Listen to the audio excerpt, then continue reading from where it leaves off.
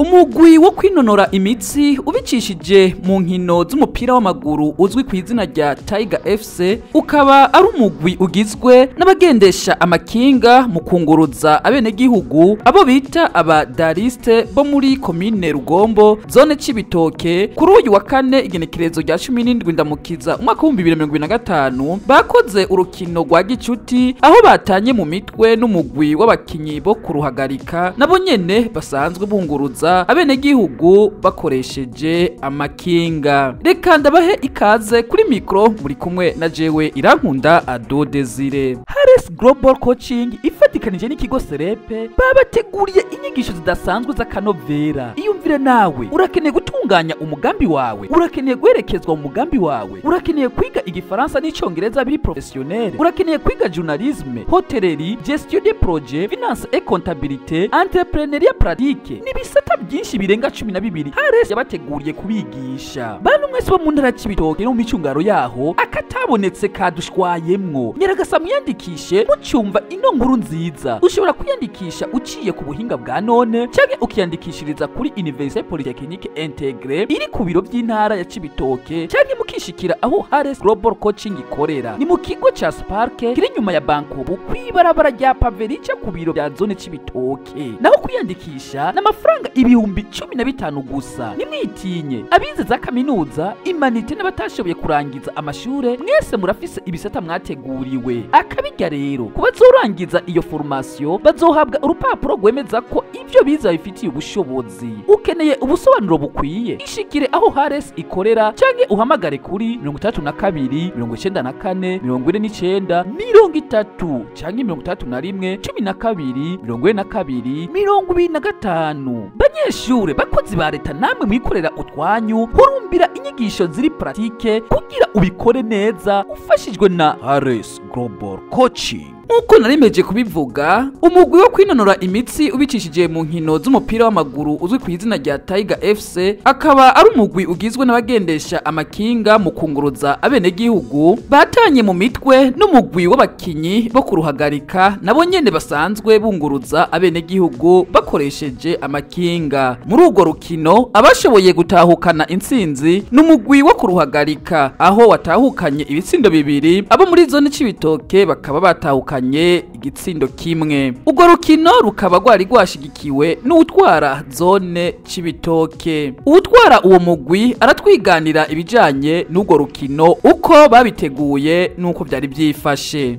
Amazina yanje banyita Bigirimana Emmanuel hanyuma nkabaserukira ekipe y'abataxi bo mu Cibitoke. Iyo ekipe ikaba yitwa FC Tiger FC. Hanyuma kuri uyu munsi wa none tukaba twaramutse dufise match na ekipe yo kuruhagarika n'urukino rwa kivandimwe kugira ruduhuza n'urukino mikare.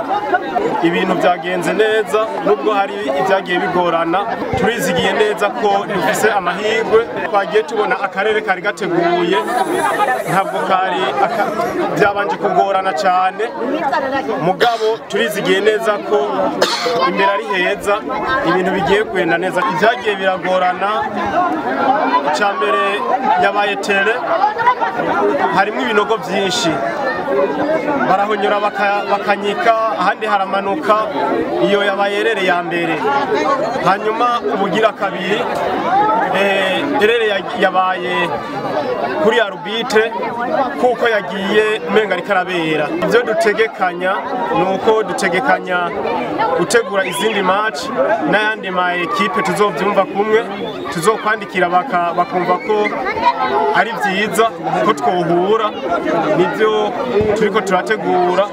Ubugira kabiri turiko turategura ko kuja imbere kugira ngo dusaba abadushigikira kugira ngo dushobore kuva ahantu dushike ahandi kumbure dushobore kumenyekana. Ngo hari byinshi babura muri uwo mugwi bagasaba abashobora kubashigikira kubo bafata mugongo kuko kuja hamwe nk'abagendesha amakinga bagakora umugwi w'inkino z'amaguru nuko ko bizobafasha mu gukomeza kunywana no kubandanya bumva ko ari bamwe kuko bahujije umwuga. Intambamyi ziriho, intambamyi za mbere kumvo z'uko tukiri bato, nta mupira dufise, ikigira kabiri nta mayo dufise, umupira turakota, umupira tukota 10,000, mayo byo urumva batubwira ati byarazimvye, no kuvuga dutanga amahera menshi cyane. Rero ukaca usanga bivanye na wa mwuga dukora amahera azagoranye, bica bituma hagenda hari amayerere menshi agenda aba, bikatugora ukuntu dushobora kuvyoroganiza. Ikigira kabiri no kuvuga uburyo, ikigira gatatu uburyo buragorana iyo hageze guhura n'ayandi ma ekipe mu buryo bwo kwiyunguruza. Nubwo intambamyi zitabuze, barashimira urongoye zone cibitoke Eveline Ndwayezu ukungene abashigikira muri bimwe babakenye, bagashima n'ukungene abadodorera mu bubahwa batandukanye bagashobora kubashigikira. Uyu mwanya abadufashe mu mugongo ne nyakubahwa turi kumwe chef de zone, kumbure hari n'abandi yagiye bibwira ku mbuga ngurukana umenye, ariko twasaba ko n'abandi bodufata mu mugongo kugira ngo dushobore kwigiza imbere. Twamenyesha ko inkino nk'izo z'abagendesha amakinga bo muri zone cibitoke zizobandanya kumvo zo gukomeza ubucuti kuri abo basangiye umwuga wo kunguruza abantu bakoresheje amakinga. Ewe itwe cy'urwaruka ntawe utokumviriza.